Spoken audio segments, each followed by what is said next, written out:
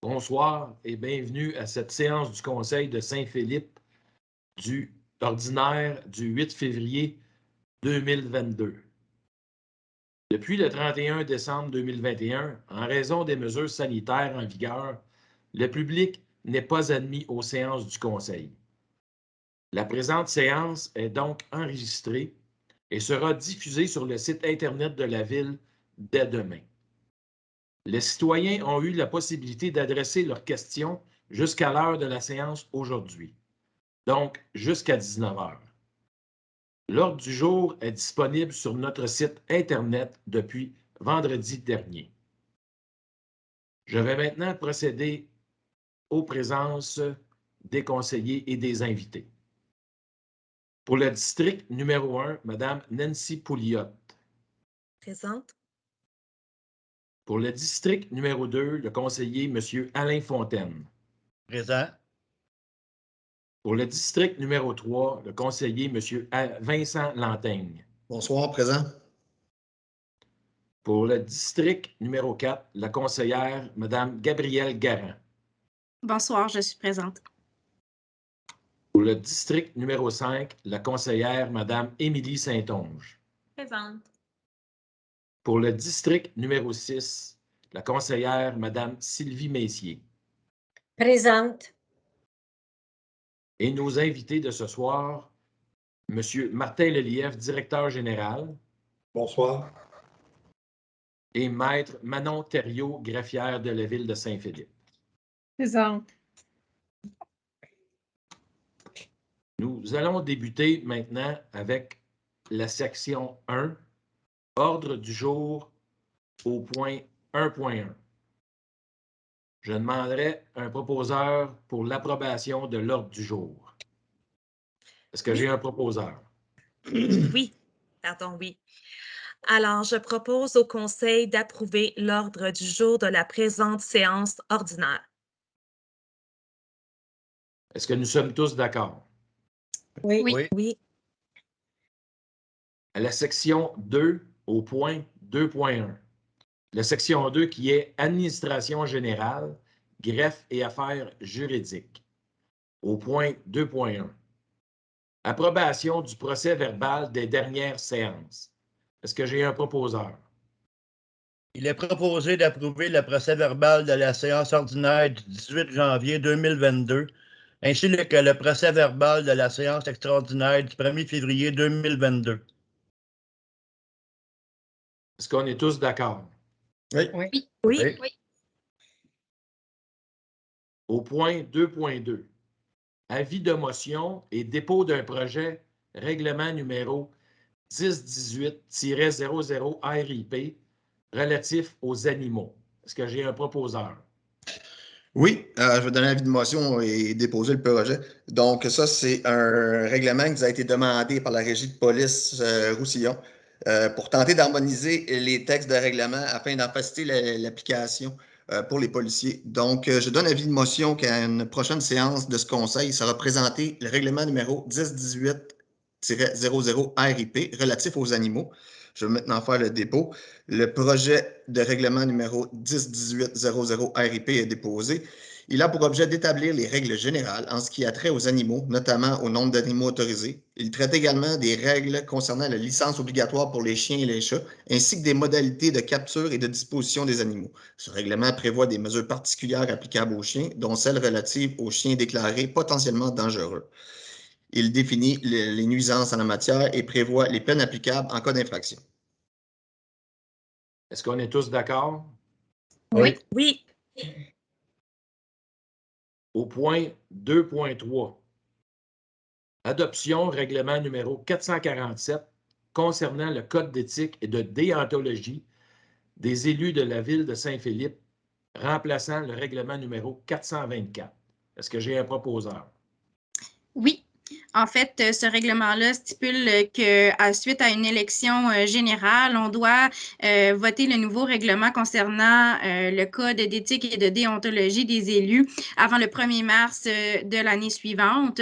Donc, considérant qu'une présentation du projet de règlement a été faite et qu'un avis de motion a été donné lors de la séance ordinaire du Conseil du 18 janvier 2022, considérant que l'objet du présent règlement et de sa portée ont été mentionnés lors de cette séance, considérant qu'un avis public a été publié le 19 janvier 2022 et ce, conformément aux dispositions de l'article 12 de la loi sur l'éthique et la déontologie en matière municipale, je propose au Conseil d'adopter le règlement numéro 447 concernant le Code d'éthique et de déontologie des élus de la ville de Saint-Philippe, remplaçant le précédent règlement numéro 424. Est-ce qu'on est tous d'accord? Oui. Oui. Oui. Oui. Au point 2.4, autorisation de signature, avis de décontamination, partie du lot 2 714 337 du cadastre du Québec, le garage pour le futur garage municipal. Est-ce que j'ai un proposeur? Oui, donc c'est un avis de décontamination pour un terrain vacant au sud de la Montée-Monette. Considérant l'avis de contamination publié le 3 juin 2021 au registre foncier sous le numéro 26 367 365 concernant une partie du lot 2 714 337 du cadastre du Québec d'une superficie de 1193,3 mètres carrés, plus amplement décrite à un plan et une description préparée par Daniel Jaudoin le 14 mai 2021. Le numéro de minute 15850, considérant les travaux de décontamination réalisés sur la dite partie du lot. Je propose au Conseil de procéder à l'inscription au registre foncier d'un avis de décontamination faisant état de l'absence ou de la présence de contaminants en deçà des valeurs limites réglementaires sur la dite partie du lot 2 714 337 du cadastre du Québec d'une superficie de 1193,3 mètres carrés, et ce, conformément à l'article 31.59 de la Loi sur la qualité de l'environnement. D'autoriser le directeur général à signer pour et au nom de la Ville tous les documents requis afin de donner suite à la présente résolution. Est-ce qu'on est tous d'accord? Oui. Oui. Au point 2.5, nomination des membres du comité intermunicipal de sécurité incendie. Est-ce que j'ai un proposeur? Oui, considérant que l'entente intermunicipale relative à la fourniture de services de sécurité incendie entre Saint-Philippe et Saint-Mathieu prévoit la formation d'un comité intermunicipal, considérant que ce comité est formé de 4 membres, considérant que chaque municipalité partie à l'entente doit nommer par résolution 2 conseillers pour siéger sur ce comité. En conséquence, je propose au Conseil de nommer M. Alain Fontaine et Vincent Lantaigne pour siéger au sein du comité intermunicipal de sécurité incendie. Est-ce que nous sommes tous d'accord? Oui. Oui. Au point 2.6, nomination responsable des questions familiales et des aînés. Est-ce que j'ai un proposeur? Considérant que la ville de Saint-Philippe est membre du Carrefour Action municipale et famille, considérant que chaque municipalité doit nommer un élu municipal agissant à titre de responsable des questions familiales et des aînés, en conséquence, je propose de désigner Gabrielle Garand, conseillère municipale, pour agir à titre de responsable des questions familiales et des aînés. La présente résolution remplace la résolution 10-01-08. Est-ce qu'on est tous d'accord? Oui. Oui. Oui. Au point 2.7, nomination des membres du comité de démolition. Est-ce que j'ai un proposeur? Oui. Considérant le règlement numéro 504 sur la gestion de l'urbanisme adopté par le Conseil municipal, considérant qu'un comité ayant pour fonction d'autoriser les demandes de démolition et d'exercer tous les autres pouvoirs prévus au chapitre 5.01 sur la démolition d'immeubles à la loi sur l'aménagement et l'urbanisme a été constitué, considérant que ce comité est composé de 3 membres du conseil municipal et d'un membre substitut. En conséquence, je propose au conseil de nommer les personnes suivantes pour agir au sein du comité de démolition. Madame Sylvie Messier, Madame Émilie Saint-Onge, Madame Gabrielle Garand. De nommer Monsieur Alain Fontaine à titre de substitut. Leur mandat est d'une durée d'1 année et peut être renouvelé. La présente résolution remplace la résolution numéro 20-05-125. Est-ce qu'on est tous d'accord? Oui. Oui. Au point 2.8, nomination des membres du comité de circulation. Est-ce que j'ai un proposeur? Considérant la volonté du conseil municipal de susciter des réflexions et de poser des actions en matière de circulation, considérant qu'un comité existe déjà à cette fin, considérant qu'il est nécessaire d'y nommer de nouveaux membres, en conséquence, je propose de nommer les personnes suivantes pour agir au sein du comité de circulation. Madame Gabrielle Garand, membre du conseil. Monsieur Vincent Lantaigne, membre du conseil. Qu'un membre du service des travaux publics et un représentant de la régie intermunicipale Roussillon agissent à titre de personnes ressources au sein du comité. Que le service du greffe et des affaires juridiques agisse à titre de secrétaire du comité. La présente résolution remplace la résolution numéro 16-05-108. Est-ce que nous sommes tous d'accord? Oui. Oui. Au point 2.9, nomination des membres du comité de liaison de la carrière DJL. Est-ce que j'ai un proposeur? Oui, considérant qu'il y a lieu pour la ville de Saint-Philippe de créer un comité concernant les activités de la carrière DJL, considérant que ce comité sera formé de citoyens, de représentants de la carrière DJL, de membres du conseil et de l'administration municipale, considérant que ce comité aura pour mandat d'échanger au sujet des problématiques soulevées par les citoyens et d'identifier des pistes de solutions qui seront adressées au conseil municipal. En conséquence, je propose au conseil de nommer les personnes suivantes pour agir au sein du comité de liaison de la carrière DJL. Monsieur Alain Fontaine, membre du conseil, et Monsieur Vincent Lantaigne, membre du conseil. Qu'un membre du service des travaux publics agisse à titre de personne ressource au sein du comité et que le service du greffe et des affaires juridiques agisse à titre de secrétaire du comité. Est-ce qu'on est tous d'accord? Oui. Oui. À la section 3, ressources humaines et relations de travail, il n'y a rien. Section 4, finances et technologies de l'information. Au point 4.1, ratification de la liste des chèques émis pour le mois. Est-ce que j'ai un proposeur? Oui.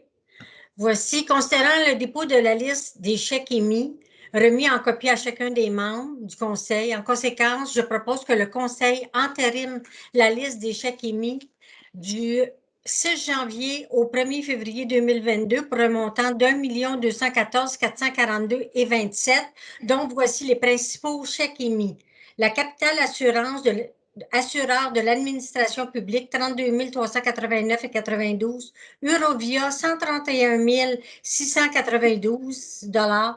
Régie intermunicipale police, 311 407,26 sous. Trafic Innovation, 10 115,43. Union des municipalités, 7 888,90. Ministère du Revenu, 40 180,24. Receveur général, 18 299,65. Hydro-Québec, 15 533,71. Ville de Candiac, 16 037,18 sous. Revenu du Québec, 87 315,83. Receveur général, 40 673,35. S'annexant, service environnement, 181 437,82. Voici. Est-ce qu'on est tous d'accord? Oui. Au point 4.2, approbation des comptes à payer du mois. Est-ce que j'ai un proposeur? Oui. Considérant le rapport préparé par la directrice du service des finances et des technologies de l'information de la Ville concernant la liste des comptes à payer, considérant la liste des comptes à payer remise en copie à chacun des membres, en conséquence, je propose d'approuver les comptes à payer suivants pour un total de 12 978,29 sous. Voici les principaux chèques. Vêtements pour employés, 561,33. Conception de mise en page pour le dépliant budget 2022, 1055,54. Produits chimiques, 2606,75. Voici les principaux chèques qu'il y avait. Que les comptes à payer soient payables par chèque, tel que décrit ci-haut. Est-ce qu'on est tous d'accord? Oui. Oui. Au point 4.3. Avis de motion et dépôt d'un projet règlement numéro 448 décrétant des dépenses en immobilisation et un emprunt de 682 500 $. Est-ce que j'ai un proposeur? Oui, donc cet avis de motion a pour but pour une prochaine séance de conseil, donc sera réglé le règlement numéro 448 décrétant des dépenses en immobilisation et un emprunt de 682 500 $. Le dépôt et présentation du projet. Le projet de règlement numéro 448 est déposé. Le projet de règlement a pour objet d'autoriser une dépense et un emprunt de 682 500 $ pour financer l'achat d'équipements pour le service des travaux publics, soit un chargeur au prix de 330 750 $, un souffleur au prix de 204 750 $, un balai au prix de 63 000 $, de l'équipement de neige, lame réversible, aile de côté au prix de 73 500 $, une fourchette palette au prix de 10 500 $. Ces montants incluent les frais de financement. Est-ce que nous sommes tous d'accord? Oui. Oui. Au point 4.4. Modification de la résolution 21-08-193, octroi de mandat, fourniture de services professionnels en matière de technologie de l'information. Est-ce que j'ai un proposeur? Il est proposé de modifier la résolution 21-08-193, octroi de mandat, fourniture de services professionnels en matière de technologie de l'information, par le remplacement au deuxième alinéa des conclusions du mot incluant par excluant. Est-ce que nous sommes tous d'accord? Oui. À la section 5, loisirs, culture et vie communautaire, il n'y a rien. Section 6, services techniques, génie et travaux publics, au point 6.1. Chemin Sanguinet, demande d'enfouissement des lignes de distribution existantes. Est-ce que j'ai un proposeur?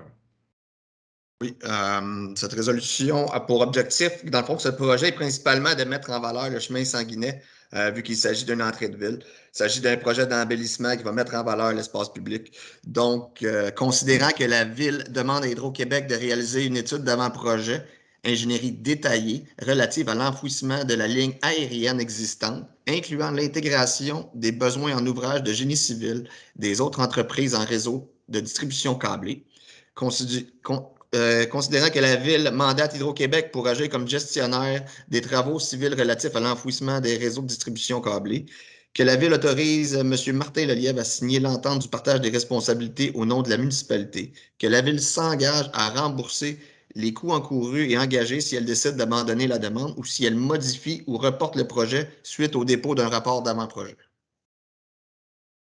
Est-ce que nous sommes tous d'accord? Oui. Au point 6.2, autorisation de signature, entente avec le ministère des Transports du Québec relative à l'entretien estival de la montée Monette. Est-ce que j'ai un proposeur? Oui.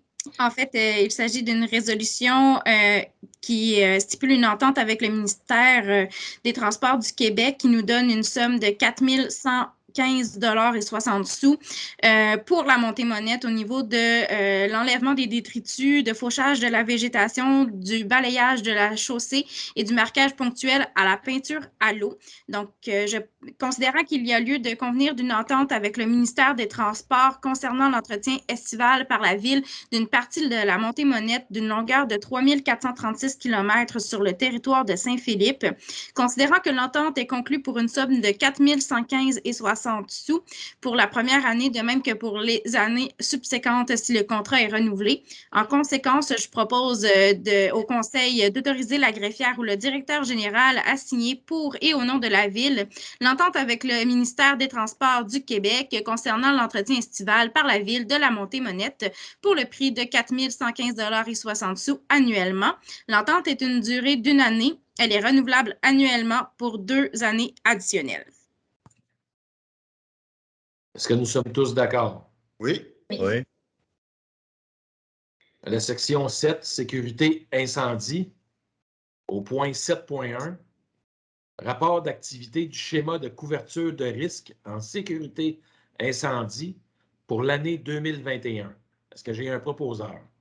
Oui. Considérant que le service de sécurité incendie Saint-Philippe-Saint-Mathieu doit transmettre annuellement un rapport d'activité sur les actions prévues au plan de mise en œuvre du schéma de couverture de risque en sécurité incendie à la MRC de Roussillon. En conséquence, il est proposé au Conseil d'autoriser le directeur du service de sécurité incendie de Saint-Philippe-Saint-Mathieu à transmettre à la MRC de Roussillon le rapport d'activité pour la période du 1er janvier au 31 décembre 2021 du schéma de couverture de risque. Est-ce que nous sommes tous d'accord? Oui. Oui. À la section 8, urbanisme et développement durable, au point 8.1. Adoption, second projet de règlement numéro 501-02, modifiant le règlement numéro 501 sur le zonage et le lotissement afin de 1.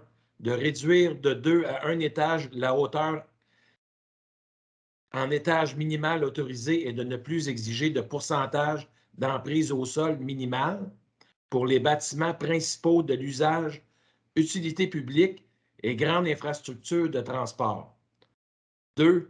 De modifier les dispositions particulières applicables aux cours adjacentes à l'emprise de l'autoroute 30 pour la zone 1-03. Est-ce que j'ai un proposeur? Oui, ce changement concerne le terrain industriel sur Édouard VII. Je propose d'adopter le second projet de règlement numéro 501-02 modifiant le règlement numéro 501 sur le zonage et le lotissement afin de réduire de 2 à 1 étage la hauteur en étage minimal autorisé et de ne plus exiger de pourcentage d'emprise au sol minimal pour les bâtiments principaux de l'usage, utilité publique et grandes infrastructures de transport. Modifier les dispositions applicables aux cours adjacents à l'emprise de l'autoroute 30 pour la zone I-03. Est-ce que nous sommes tous d'accord? Oui. Oui. Oui. Au point 8.2, adoption règlement numéro 501-03, modifiant le règlement numéro 501 sur le zonage et de lotissement afin de 1. De modifier les noms identifiant les types de bâtiments selon leurs usages afin d'établir les normes relatives au pourcentage minimal de maçonnerie requis pour chacun d'eux. 2. De modifier le pourcentage de maçonnerie minimale requis pour un mur latéral faisant face à une voie de circulation à l'intérieur du périmètre urbain. 3. D'établir pour les bâtiments résidentiels situés à l'extérieur du périmètre urbain des pourcentages de leur surface extérieure devant être constitués d'un matériau du groupe maçonnerie. 4. De modifier les dispositions applicables aux matériaux de revêtement extérieur lors d'un remplacement complet du revêtement d'un bâtiment principal existant. Est-ce que j'ai un proposeur? Oui. Considérant qu'un avis de motion du présent règlement a été donné lors de la séance ordinaire du 14 décembre 2021 Considérant qu'un projet de règlement a également été présenté lors de cette séance, considérant que l'objet du règlement et sa portée ont été mentionnés, en conséquence, je propose au Conseil d'adopter le règlement numéro 501-03, modifiant le règlement numéro 501 sur le zonage et le lotissement afin 1. De modifier les noms identifiant les types de bâtiments selon leur usage afin d'établir les normes relatives au pourcentage minimal de maçonnerie requis pour chacun d'eux. 2. De modifier le pourcentage de maçonnerie minimale requis pour un mur latéral faisant face à une voie de circulation à l'intérieur du périmètre urbain. 3. D'établir pour les bâtiments résidentiels situés à l'extérieur du périmètre urbain des pourcentages de leur surface extérieure devant être constitués d'un matériau du groupe maçonnerie. Et 4. De modifier les dispositions applicables aux matériaux de revêtement extérieur lors d'un remplacement complet du revêtement d'un bâtiment principal existant. Est-ce que nous sommes tous d'accord? Oui. Oui. Au point 8.3, avis de motion.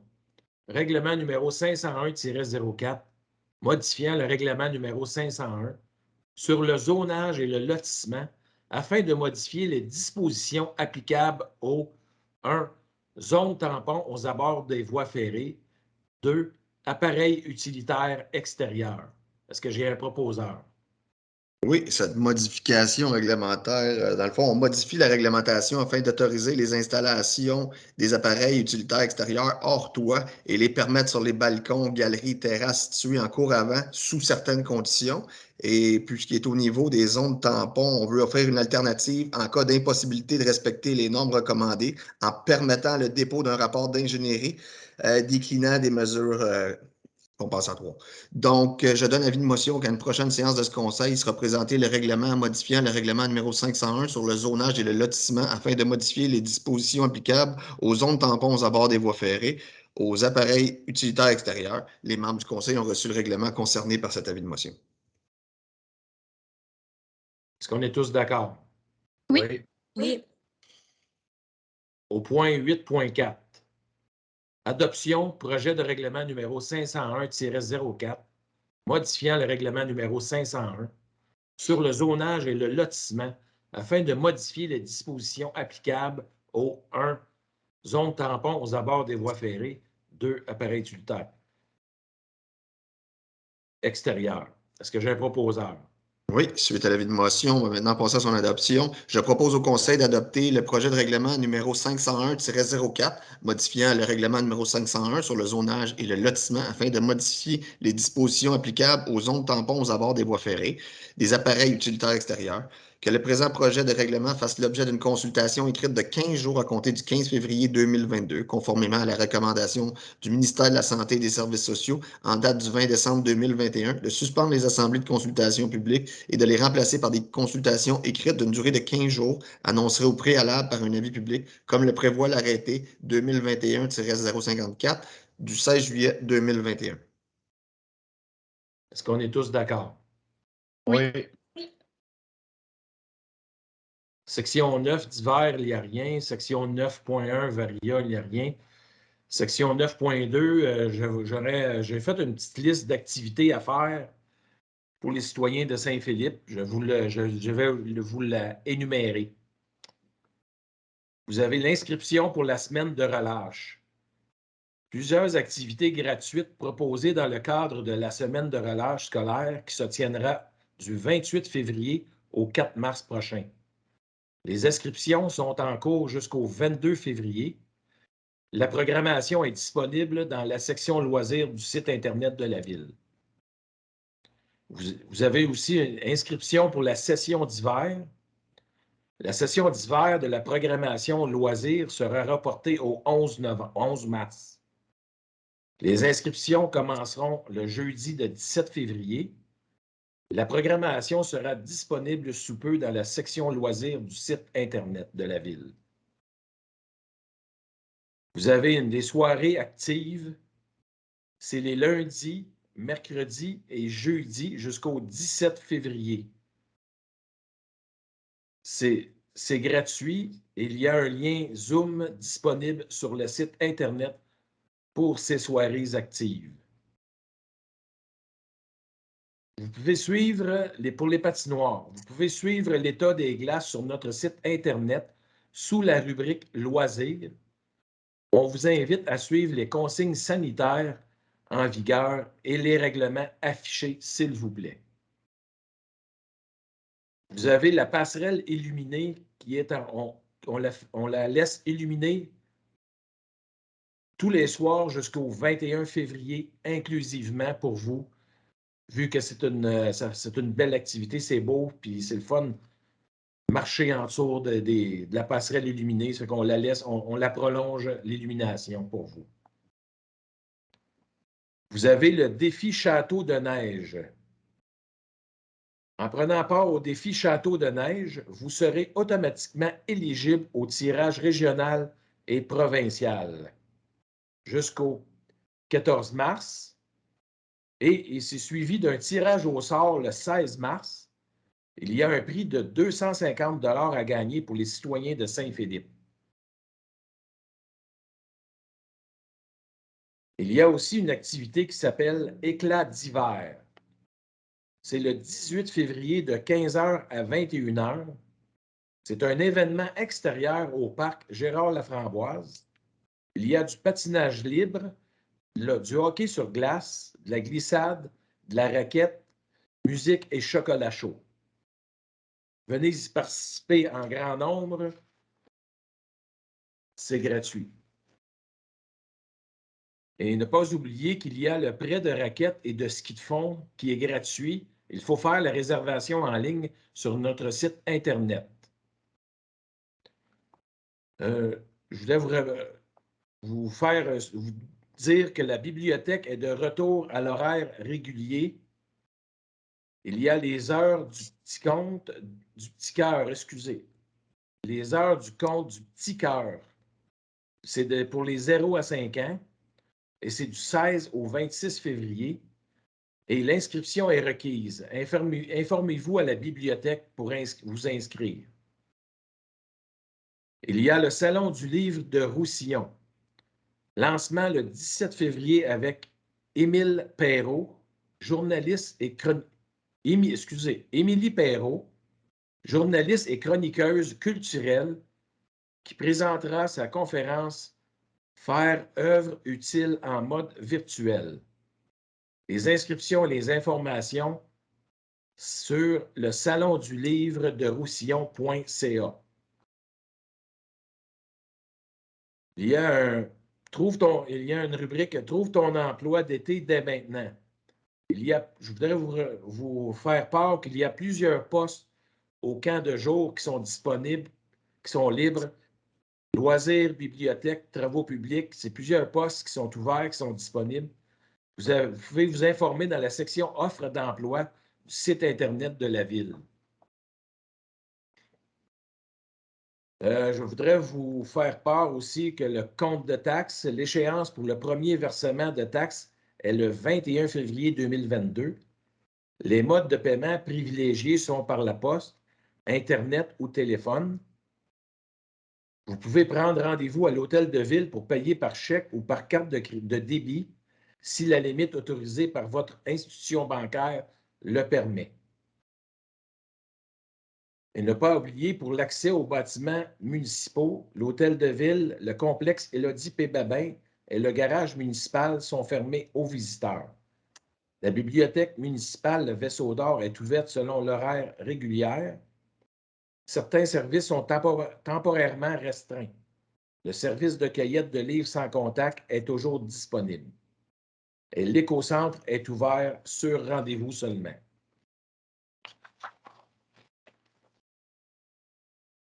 Pour une visite jugée inévitable dans un des bâtiments municipaux, vous devez prendre rendez-vous, comme que je viens de le dire.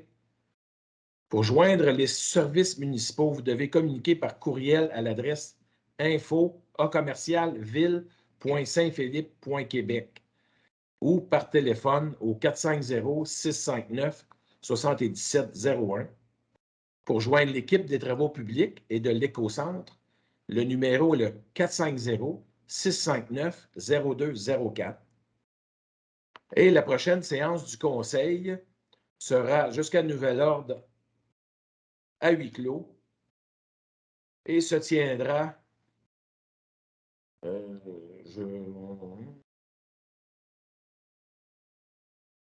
les ordres du jour des séances ainsi que les enregistrements de celles-ci sont disponibles en ligne sur la page des séances du Conseil 2022. La période de questions du public par courriel ou par téléphone, vous pouvez transmettre vos questions portant sur l'ordre du jour de la séance par courriel à l'adresse greffe@ville.saintphilippe.québec ou par téléphone en laissant vos coordonnées complètes et votre question au 450-659-7701 et le poste est le 237. Le service de greffe et des affaires juridiques transmettra les questions à tous les élus avant la séance. Vous recevrez un suivi au lendemain de la séance. Et la prochaine séance se tiendra le mardi 8 mars 2022, sûrement à huis clos. S'il y a d'autres informations, nous allons vous l'indiquer sur le site de la Ville. Et en parlant de questions des citoyens, nous avons reçu une question pour cette séance du Conseil de ce mois-ci.